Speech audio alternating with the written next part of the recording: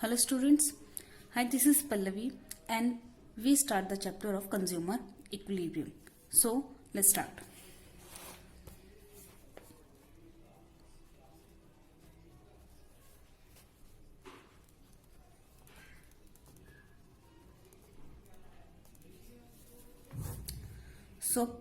आज मैं आपको कंज्यूमर इक्विलिब्रियम का मीनिंग बताऊंगी। कल मैं भूल गई आपको मीनिंग बताना। इस चैप्टर का नाम है कंज्यूमर इक्विलिब्रियम। तो वो तो है ही है कि टोटल यूटिलिटी वगैरह तो आपको समझ में आई क्या है। तो कंज्यूमर इक्विलिब्रियम का मतलब क्या है? कंज्यूमर आपको पता है, जो कंज्यूम करता है, ठीक है, लाइक वी, तो हम क्या कंज्यूमर। इक्विलिब्रियम का मतलब क्या होता है? जहां पर कंज्यूमर को मैक्सिमम सेटिस्फेक्शन मिले, ठीक है। तो इन दोनों को मिला के कंज्यूमर इक्विलिब्रियम, तो इसका मतलब है consumer equilibrium is a situation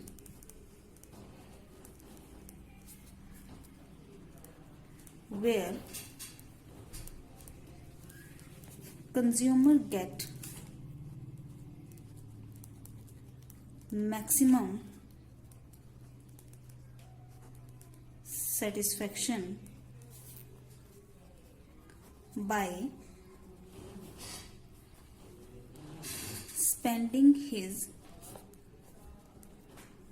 given income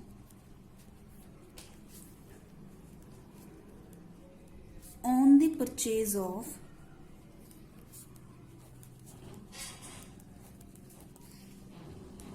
different goods and services in such a way so that he get maximum satisfaction. देखो, कंज्यूमर इक्विलिब्रियम कौन सी सिचुएशन है? Consumer equilibrium is a situation where consumer get a maximum satisfaction. अब देखो, consumer maximum satisfaction कब लेता है? जब कंज्यूमर अपनी गिवन इनकम, जितनी भी उसकी इनकम है, चाहे उसकी इनकम है 1000, चाहे उसकी इनकम 5000 है, चाहे 50,000 है, चाहे उसकी 5 लाख है, ठीक है। जब वो अपनी गिवन इनकम को स्पेंड करता है किस पे? On the purchase of different goods and services, क्योंकि गिवन इनकम से वो अपनी जरूरतों को पूरा करेगा। On the purchase of different goods and services, इस मैनर में वो खर्च करेगा ताकि वो मैक्सिमम से मैक्सिमम सेटिस्फेक्शन ले सके। अब मैं एग्जाम्पल देखो, मान लो कि एक है जिसकी इनकम कितनी है 5000 पर मंथ, वो सिर्फ 5000 कमाता है। तो इसका मतलब ये तो नहीं है कि वो रात को भूखा सोएगा। वो अपने 5000 से इस तरीके से उसको खर्च करेगा, चाहे वो चीप गुड्स ही क्यों ना परचेज करे, ठीक है। चीप गुड्स परचेज करके भी वो अपने आप को क्या करेगा? सेटिस्फाई करेगा। अब जिसकी इनकम 50,000 है, वो भी क्या करेगा? वो अपनी इनकम को इस तरीके से खर्च करेगा, चाहे वो थोड़ी क्वालिटी गुड्स परचेज करे, ताकि वो भी अपने आप को क्या करे? सेटिस्फाई करे। और जिसकी इनकम 5 लाख है, वो भी अपने आप को किसी ना किसी तरह से क्या करेगा? सेटिस्फाई करेगा, चाहे वो लग्जूरियस गुड्स क्या ना परचेज करे। तो इट मीन्स चाहे इनकम 5000 हो, चाहे 50,000 हो, चाहे 5 लाख हो, ठीक है, तो वो अपनी इनकम को इस तरीके से खर्च करेगा अब ताकि उसको मैक्सिमम सेटिस्फेक्शन मिले। अब हमारे घर की इनकम जितनी भी है, हम भी उसी तरीके से खर्च करते हैं। अगर हमें पता है कि हमारी इनकम कम है, तो हम उसी तरीके से उसको क्या करेंगे? खर्च करेंगे, ठीक है। कंज्यूमर इक्विलिब्रियम का मतलब यही है कि जहां पर वो अपनी गिवन इनकम को इस तरीके से खर्च करे ताकि वो अपने आप को मैक्सिमम सेटिस्फेक्शन पे लेके आए, चाहे वो गरीब हो, चाहे वो अमीर हो। वो अपनी जब भी हमारे हाथ में इनकम होती है, हमें खुद को पता होता है कि हमने उसको किस तरीके से खर्च करना है, ठीक है। तो ये तो था चैप्टर का मतलब, कंज्यूमर इक्विलिब्रियम, ठीक है। फिर हमने कल क्या किया? यूटिलिटी क्या होती है? यूटिलिटी होती है power satisfaction of the commodity is called utility. कल हमने एक यूटिलिटी का मतलब किया। फिर हमने कल किया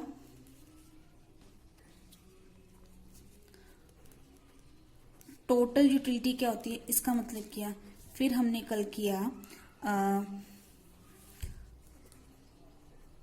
मार्जिनल यूटिलिटी क्या होती है, ये किया, ठीक है। तो यूटिलिटी क्या होती है? Total utility by consuming all the commodity which we derive the utility ठीक है, उसको बोलते हैं total. And marginal utility by consuming one additional utility whichever we derived utility is called marginal utility। फिर कल मैंने आपको ये डाटा दिखाया, ठीक है, कि मान लो कि अगर हमने 5 कमोडिटी खानी है तो हमें टोटल ये यूटिलिटी ड्राइव होगी, लेकिन मार्जिनल क्या होगी ये। तो ये मार्जिनल क्या दिखाता है कि जैसे जैसे हम कंज्यूम करते रहते हैं हमारी जो मार्जिनल यूटिलिटी है वो क्या होती है, डिक्लाइन। क्योंकि जैसे जैसे हम अगर 1 2 3 4 5 कमोडिटी खाएंगे तो ऑब्वियस है हमारी जो यूटिलिटी है वो क्या होती रहेगी, कम कम होती रहेगी। मतलब कि हमें सेटिस्फेक्शन तो मिलेगी लेकिन हमेशा कम कम से, ठीक है, क्योंकि हमारा पेट भरना स्टार्ट हो जाता है। फिर मैंने ये बताया इसका डायग्राम। तो एमयू हमेशा क्या होता है, डिक्लाइन होता है। क्योंकि अगर हम 5 के बाद 6 खाएंगे 7 खाएंगे, मान लो 6 खाया 7 खाया 8 खाया, तो इसका मतलब ये थोड़ी ना कि 6वीं 7वीं और 8वीं यूनिट हमें और ज्यादा सेटिस्फेक्शन देगी, वो हमें कम कम देगी क्योंकि हमारा पेट फुल हो जाएगा। और एक सिचुएशन आएगी कि वो 0 भी होगी और नेगेटिव भी होगी, लेकिन टोटल यूटिलिटी हमारी क्या होगी, इंक्रीज होगी। और एक सिचुएशन वही ऐसी आएगी कि मैक्सिमम होगी और वो भी डिक्लाइन करेंगे। अभी नेक्स्ट हम वही करेंगे, ठीक है। तो कल तक सिर्फ मैंने ये था ओवरव्यू, कल तक हमने यही करा। तो नेक्स्ट हम कर रहे हैं relation between TU and MU. अब आपको मीनिंग तो समझ में आ ही गया होगा, मीनिंग तो आपको समझ में आ ही गया होगा कि टीयू और एमयू क्या है। तो अब इसके बीच में हम क्या करेंगे, रिलेशन। तो इसका एक आपका क्वेश्चन बनता है, state the relation between total utility and the marginal utility. तो हमने इस क्वेश्चन को, इसका आंसर कैसे अटेम्प्ट करना है, इसकी प्रेजेंटेशन बहुत मैटर करती है। तो सबसे पहले हमने लिखना है टीयू का मीनिंग, जो कि हम कल लिख चुके हैं, ठीक है। फिर हमने लिखना है नंबर 2 पे एमयू का मीनिंग, क्योंकि उन्होंने पूछा है ना टीयू और एमयू का रिलेशन। तो पहले हम टीयू का मीनिंग लिखेंगे, फिर हम लिखेंगे एमयू का मीनिंग। नंबर 3 पे हम क्या करेंगे, ये टेबल करेंगे, ठीक है। पूरे चैप्टर में हमने सिर्फ यही टेबल लर्न करना है, सिर्फ ये टेबल, और कोई टेबल लर्न नहीं करना। तो 3rd नंबर पे हम क्या करेंगे, ये टेबल करेंगे। आपने ऐसे ही अपनी नोटबुक पे आंसर उतारना है। आपको मैं आंसर भी सेंड करूंगी, ठीक है, पर आपको भी खुद सीखना कि कैसे अटेम्प्ट करना है। नंबर 3, ये डाटा, इसको क्या बोलते हैं, हम डाटा बोलते हैं। तो देखो कहते हैं कि अगर हम 0 कमोडिटी कंज्यूम करेंगे तो जब हमने कुछ खाया ही नहीं, क्या हमें सेटिस्फेक्शन मिलेगी, नहीं, कोई भी सेटिस्फेक्शन नहीं मिलेगी। दैट मीन हमारी जो टोटल यूटिलिटी होगी वो भी क्या होगी, 0 होगी। जब टोटल यूटिलिटी ही 0 होगी तो इट मीन्स हमारी मार्जिनल यूटिलिटी भी कुछ नहीं होगी। जब हमने फर्स्ट कमोडिटी कंज्यूम करा तो फर्स्ट कमोडिटी की कंज्यूम करनी, ठीक है। तो फर्स्ट कमोडिटी खाने पर आपको कितने की सेटिस्फेक्शन मिली, 8 कमोडिटी की, ठीक है। दूसरी कमोडिटी खाने पर आपको मिली 14। ये आपको लर्न करना पड़ेगा, सिर्फ टीयू लर्न करना पड़ेगा आपको, you have to learn that, ठीक है। आप खुद से बनाओगे तो आपका रिलेशन गलत बन जाएगा, तो आपको ये लर्न करना पड़ेगा। ये पहली कमोडिटी खाई तो आपको 8 यूनिट की सेटिस्फेक्शन मिली, दूसरी कमोडिटी खाई तो आपको कितने की मिली, 14 यूटाइल्स की। 3rd कमोडिटी खाई 18 की, 4th कमोडिटी खाई 20 की। अब आपका पेट भरना स्टार्ट हो गया तो आपने 5th कमोडिटी खाई तो आपको कोई भी सेटिस्फेक्शन नहीं मिली। 6th कमोडिटी खाई तो आपको सेटिस्फेक्शन तो मिली, लेकिन आपकी टोटल सेटिस्फेक्शन क्या होगी, कम। तो देखो मार्जिनल यूटिलिटी क्या बोलता है, फर्स्ट कमोडिटी खाने पर आपको 8 यूटाइल की सेटिस्फेक्शन मिली, ठीक है। सेकंड कमोडिटी खाने पर टोटल यूटिलिटी तो आपको 14 की मिली। 14 कैसे हुआ, इस 14 में 8 भी इंक्लूड है। तो सिर्फ आपको निकालना है कि ओनली 18 सेकेंड यूनिट की कितनी आपको सेटिस्फेक्शन मिली, 14 माइनस 8 6। देखो कम हो रहा है ना, पहले 8 था, अब कितना हो रहा है, 6। क्यों, पहली कमोडिटी खाओगे तो वो आपको सबसे ज्यादा सेटिस्फेक्शन देगी क्योंकि बहुत भूख लगी है। दूसरी कमोडिटी खाओगे सेटिस्फेक्शन मिलेगी तो सही, लेकिन पहली वाली से कम। क्यों, क्योंकि अब क्योंकि अगर आपको प्यास भी लगी है तो पहला गिलास आपको बहुत अच्छा लगेगा, बहुत सेटिस्फेक्शन देगा। दूसरा गिलास पानी का पियोगे तो प्यास तो बुझेगी, लेकिन फर्स्ट वाले ने आपको सबसे ज्यादा सेटिस्फेक्शन दी है, ठीक है। 3rd कमोडिटी खाई तो आपको टोटल सेटिस्फेक्शन कितने की मिली, 18 की। इस 18 में ये भी इंक्लूड है, ठीक है, 14 इंक्लूड है, और इस 14 में 8 इंक्लूड है, ठीक है। 18 की मिली, लेकिन ओनली 3rd कमोडिटी खाने पर आपको कितनी सेटिस्फेक्शन मिली, 18 minus 14 that is 4। It means देखो और डिक्लाइन हो गया। दैट मीन्स 3rd कमोडिटी खाने पर आपको सिर्फ सेटिस्फेक्शन तो मिली, लेकिन दूसरी वाली से भी कम। 4th कमोडिटी खाई फोर्थ कमोडिटी खाने पर 20 की सेटिस्फेक्शन मिली, that means only fourth commodity ने आपको 2 की सेटिस्फेक्शन दी। फिफ्थ कमोडिटी, अब आपका वैसे पेट भर चुका है 4 कमोडिटी खा के, फिर भी जबरदस्ती क्या खाई, फिफ्थ खाई, तो फिफ्थ ने आपको कोई भी सेटिस्फेक्शन नहीं दी। जबरदस्ती फिर भी आपने क्या खाई, सिक्स खाई, तो देखो यहां पर क्या आ गया, नेगेटिव में। दैट मीन्स अगर आप जबरदस्ती कुछ खाओगे, ओवर ईटिंग करोगे, तो आप क्या करोगे, ऑब्वियस है वॉमिट ही करोगे ना, तो ये भी क्या हो गया, एक तरह से वही है, नेगेटिव में आ गया। तो रिलेशन क्या है, टीयू और एमयू का, तो ये आपको टेबल लर्न करना ही पड़ेगा। इस टेबल में सिर्फ आपको क्या लर्न करना है, टीयू 0, 8, 14, 18, 20, 20, 18, ये तो आप खुद से ही लिख लोगे, ठीक है। या फिर आप सिर्फ यही लर्न कर लो, 8, 6, 4, 2, 0, -2 मतलब 2 का, बस इसको क्या कर लो, ऐड कर लो। यहाँ पर 8 में 6 करा 14, 14 में 4 ऐड किया 18, 18 में 2 ऐड किया 20, 20 में 0 ऐड किया अगेन 20, 20 में -2 करा 18। या तो ये लर्न कर लो या तो ये लर्न कर लो, ठीक है। अब इसको थ्योरेटिकल में कैसे लिखना है, देखो इसकी कितनी कंडीशन बन गई, first step, second step and third step, ठीक है। देखो क्या लिखा है, as more and more unit of commodity are consumed, कहते कि जैसे आप ज्यादा से ज्यादा कमोडिटी कंज्यूम करोगे, जो आपकी मार्जिनल यूटिलिटी ड्राइव करोगे आप from each successive unit tends to diminishing, it may even become a zero और नेगेटिव। सही तो कह रहा है, कहता है कि अगर आप मोर एंड मोर कमोडिटी कंज्यूम करोगे, तो जो आपको यूटिलिटी ड्राइव्ड होगी, ठीक है ना, जो भी यूटिलिटी ड्राइव्ड होगी ईच सक्सेसिव यूनिट क्या होता है, एक एक्स्ट्रा यूनिट खाने पर, ठीक है, तो वो आपकी क्या होगी, हमेशा डिमिनिश होगी। और यही क्या है, मार्जिनल यूटिलिटी का लॉ भी है। कहता है it may even become a zero, कहते हैं वो जीरो भी आ सकता है और वो नेगेटिव भी हो सकता है, ठीक है। तो सेकेंड स्टेप क्या कहता है, so long MU is positive, तो ये वाला स्टेप है। सो लॉन्ग आपका एमयू जब तक पॉजिटिव रहेगा, आपका जो टीयू है वो क्या होता रहेगा, इंक्रीज। देखो यहां तक फोर्थ यूनिट तक आपका एमयू क्या रहा, पॉजिटिव रहा, और यहां तक आपका टीयू क्या हो रहा है, इंक्रीज हो रहा है। देखो 8 से फिर 14, फिर 18, फिर 20, ठीक है, ये आपका है सेकेंड रिलेशन। फिर आपका थर्ड रिलेशन कहता है TU is maximum when MU is zero. अब देखो टीयू जीरो कहां पर है, यहां पर, और वहां पर, सॉरी एमयू जहां पर जीरो होगा वहां पर टीयू क्या होगा, मैक्सिमम। मैक्सिमम कितना है, ये देखो इस पूरे टीयू में ये क्या है, मैक्सिमम है। ये भी 20 है, लेकिन ये क्या है, मैक्सिमम, क्योंकि इसके बाद ये डिक्लाइन होना शुरू हो जाता है, ठीक है। जहां पर आपका टीयू, सॉरी जहां पर आपका एमयू जीरो होगा वहां पर आपको मैक्सिमम सेटिस्फेक्शन मिलेगी, ठीक है, क्योंकि उसके बाद अगर आप कंज्यूम करोगे तो आप नेगेटिव पे जाओगे और आपका टीयू भी क्या होगा, डिक्लाइन होगा। देन फोर्थ कहते हैं टीयू स्टार्ट डिक्रीजिंग, आपका जो टीयू है वो डिक्रीज होना स्टार्ट हो जाता है जहां पर आपका एमयू नेगेटिव होता है। हमारा एमयू नेगेटिव कहां होता है, जब हम ओवर ईटिंग कर लेते हैं, ठीक है, जहां पर हम वॉमिट करते हैं। जहां पर आपका एमयू नेगेटिव होगा तो इट मीन्स टीयू भी वहां पर क्या हो जाएगा, डिक्लाइन करने लग जाएगा। और फिफ्थ पॉइंट बोलता है डिक्रीजिंग एमयू इंप्लाइज दैट, कि जो आपका ये एमयू डिक्लाइन कर रहा है ना, ये आपका क्या शो करता है कि टीयू इंक्रीज तो हो रहा है, लेकिन किस रेट पे, at a diminishing rate. That means decreasing MU implies that TU increases at decreasing rate. TU increase तो हो रहा है, देखो 8, 14, 18, 20, लेकिन किस रेट से इंक्रीज हो रहा है, कम से कम। पहले वो 8, वो कितने से, 8 से इंक्रीज हो रहा है, फिर 6 से इंक्रीज हो रहा है, फिर 4 से इंक्रीज हो रहा है, फिर तो 0 से इंक्रीज हो रहा है, ठीक है। तो ये है आपकी रिलेशन, ठीक है। सो नंबर थर्ड पे आपने क्या बनाना है, डाटा बनाना है।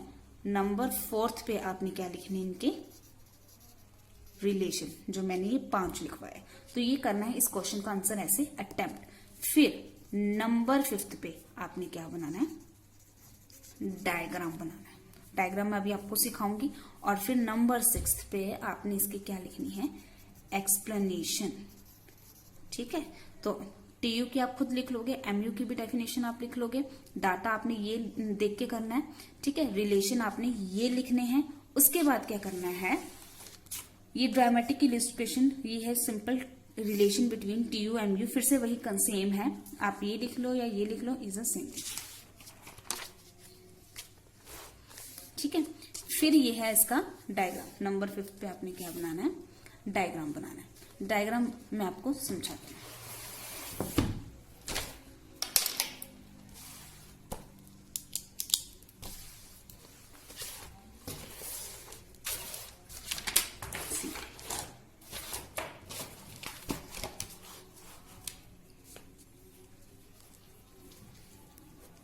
डाटा में आपने कितनी की यूनिट्स, ये डाटा मैंने पहले ही बना लिया, ठीक है। मैं आपको दिखाती हूँ। देखो एक बार फिर से रिलेशन बताती हूँ, आप ऐसे लिखोगे। देखो सबसे पहले आप लिखोगे so long mu is positive, tu is increasing, ठीक है। कि जब सो लॉन्ग अगर आपका MU पॉजिटिव रहेगा तो आपका TU भी इंक्रीज रहेगा, ठीक है। फिर उसके बाद ये देखो declining in MU state that, declining in MU मतलब margin utility, state that TU is increasing at diminishing rate, ठीक है ना। MU आपका क्या कर रहा है, डिक्लाइन कर रहा है। तो ये क्या शो कर रहा है कि TO इंक्रीज तो हो रहा है, लेकिन किस रेट पे, डिक्रीजिंग रेट पे। TU इज मैक्सिमम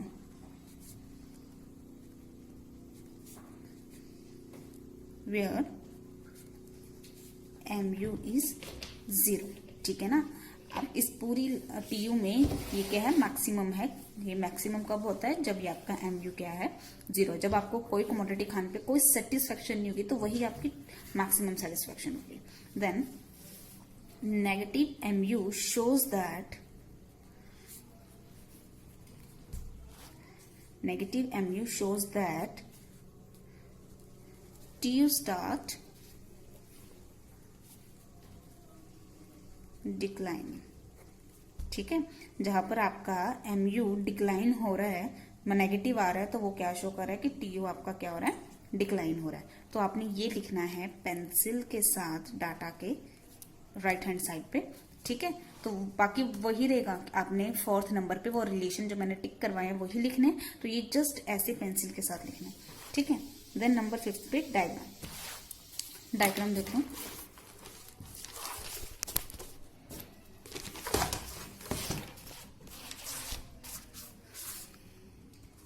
तो आपने एक बनाना है ऊपर और एक बनाना है सेम ऐसे नीचे, ठीक है। ये है आपका y एक्सिस और ये है आपका x एक्सिस, और ये है आपका 0, और यहाँ पर है आपकी यूनिट्स, और यहाँ पर है आपका TU, ठीक है। रिलेशन बिटवीन TU और MU दिखाना, तो ऊपर TU दिखाएंगे, नीचे हम MU दिखाएंगे। Same as y axis, x axis 0, MU, और यहाँ पर है आपकी यूनिट्स। अब देखो सबसे पहले क्या स्टेप है, अगर आप 0 कंज्यूम करोगे तो आपका TU भी 0 होगा और MU भी क्या होगा, 0। अगर आप 0 कमोडिटी, देखो 1 2 3 4 5 6 7, अगर आप ये नहीं भी लिखोगे ये चीजें, तो भी ऐसे ही बनाना है आपने। मतलब इस डाटा को देख के नहीं बनाना, आपको सिर्फ शेप प्लान करनी है, ठीक है। आपका ये स्टार्ट होता है, TU होता है 0 से स्टार्ट, ठीक है। और जो आपका MU है वो क्या होगा, वो आपका 0 तो नहीं होगा, लेकिन वो आपका डिक्लाइन करेगा। सो जब आप यहां से देखो, जब आप कंज्यूम करना स्टार्ट करोगे तो आपका TU क्या होगा, इंक्रीज होगा, लेकिन आपका MU क्या होगा, डिक्लाइन होगा। So long